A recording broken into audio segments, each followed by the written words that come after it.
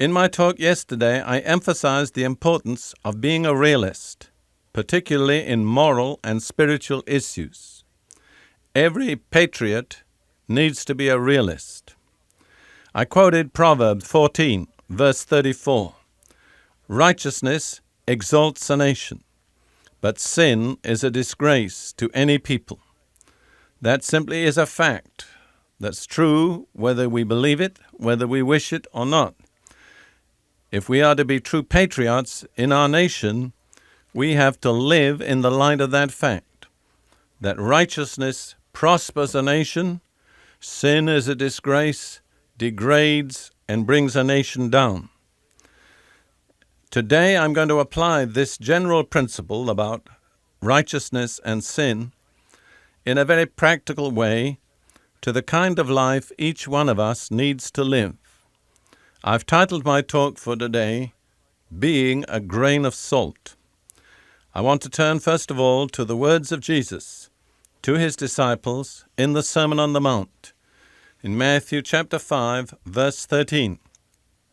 This is what Jesus says, "You are the salt of the earth, but if the salt loses its saltiness, how can it be made salty again? It is no longer good for anything, except to be thrown out and trampled by men." So there Jesus is speaking to us, Christians, as his disciples, and he shows that we have a very special role in the earth. You are the salt of the earth. The language indicates we're the only salt. There isn't any other. Without us, the earth would have no salt. We are the salt, not some of the salt, but the salt. We have a unique function to fulfill. What does it mean to be the salt of the earth? Let me suggest to you 3 significant functions of salt. And this is by no means complete. It just gives us some idea of what's involved. The 3 functions I would suggest are, first, a disinfectant, second, to hold back corruption, and third, to give flavor, to make tasty. Let's look at the implications of those 3 functions of salt. Let's speak first of all about salt as a disinfectant. As a speaker and a preacher, I have to take care of my voice. I went to a ear, nose, and throat specialist some years back, and I asked him, what is the best thing I could do to keep my voice in good condition? He said, there's nothing better that you can do than gargle regularly. I said, what with? And he said, just salt and warm water. That's so simple. Doesn't cost a lot, but it really has helped me tremendously. Why? Because salt is a disinfectant. It tends to keep disease away. It tends to prevent germs from settling in the throat and creating infection and inflammation. So that's what we are supposed to be. Wherever we are in the world, we're supposed to disinfect the atmosphere, to disinfect the society in which we move, the relationships of people with us and with others. We're supposed to keep away germs and infection, not, of course, primarily physically, but spiritually and morally. In other words, our presence should make a difference wherever we are in society.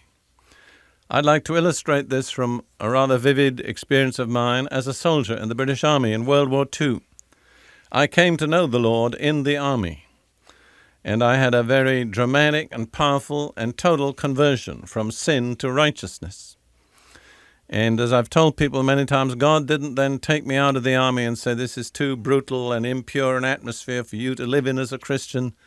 I'll give you a nice, different kind of uniform and put you in a college and you can be trained to be a preacher. God said to me, in effect, in the same place where you've done all the sinning, I want you now to lead a righteous life. I want the same people that saw you sin, see you become righteous. And that was quite an assignment. By the grace of God, I have to say that for 4.5 years, I achieved that. And I remember I was in the reception office of a hospital where I was working. Actually, it happened to be on the Mount of Olives in Israel.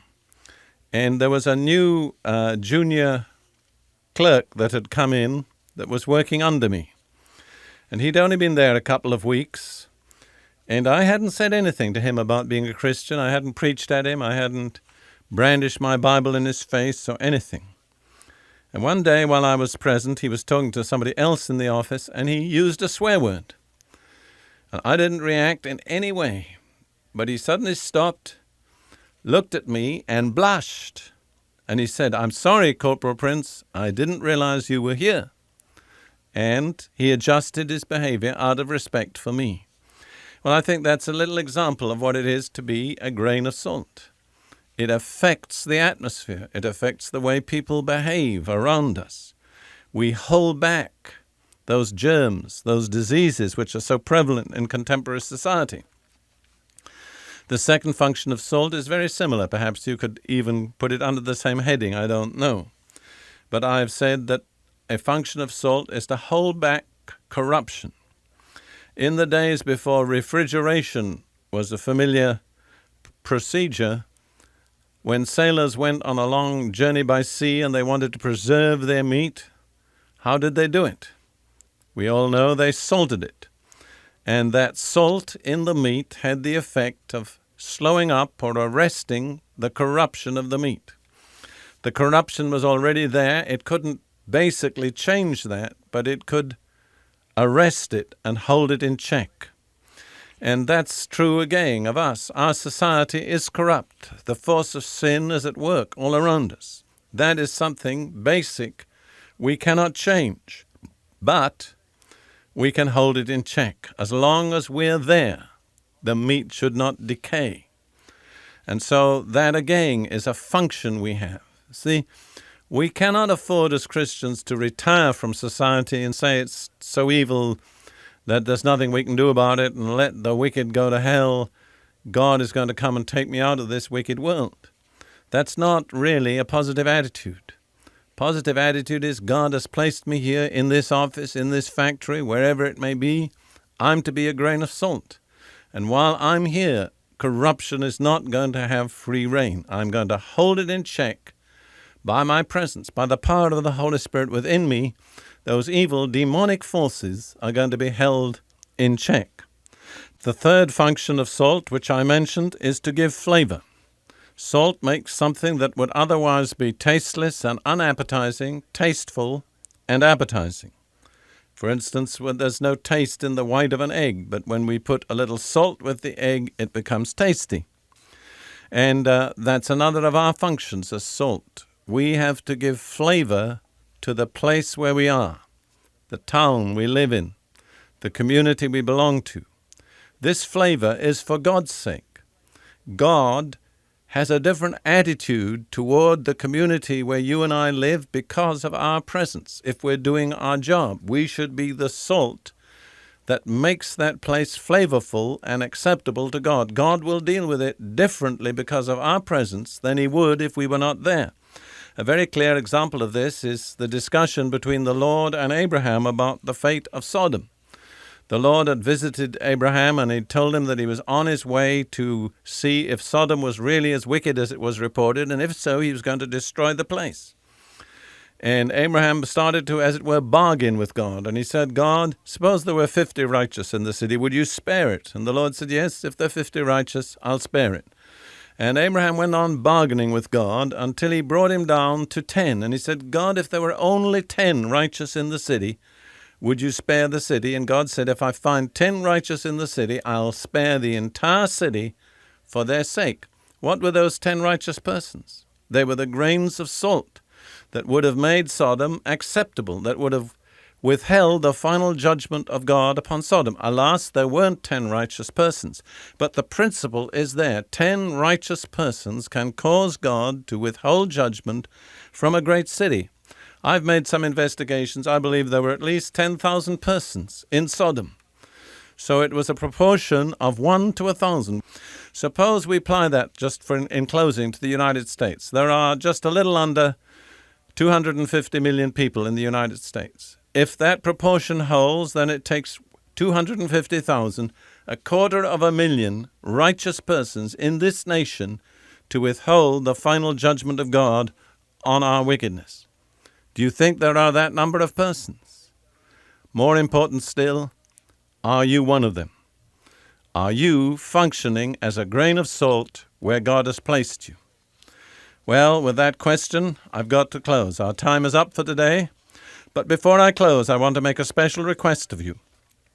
This week, we're asking our listeners across the nation to express their appreciation of this radio ministry by sending us a special Thanksgiving offering.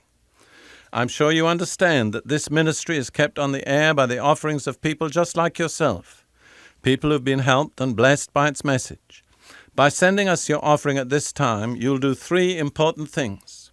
First, you'll be expressing your appreciation for help that you yourself have received through this ministry.